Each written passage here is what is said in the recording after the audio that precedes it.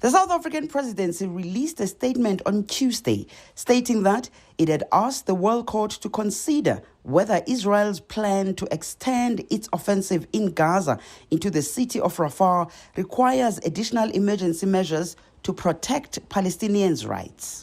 The request comes just over a month after South Africa presented its case against Israel at the ICJ at The Hague, accusing that country of committing genocide in Gaza. The ICJ then ordered Israel to take all measures within its power to prevent its troops from committing genocide against Palestinians in Gaza. Israel described South Africa's latest request as highly peculiar and improper. The country further accused South Africa of protecting Hamas. The idea of us protecting Hamas is nonsense. If you look at the amount of people killed and children killed and the impending massacres in Rafah, we're using all the available institutions of global governance to protect Palestinian civilians. We said in a letter to the ICJ that they should use their own powers and their own discretion to decide how to respond to the devastating events unfolding in Rafah.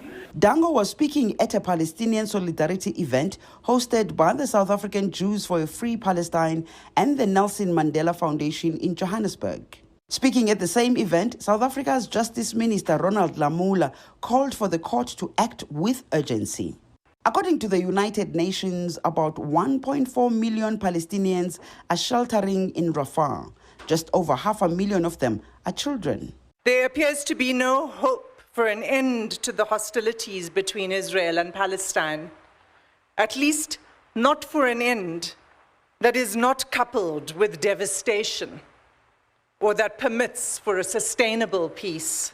The persistent refugee status of a vast majority of Palestinians serves as a crude reminder of the unresolved injustices and the failure to address their right to return to their ancestral lands.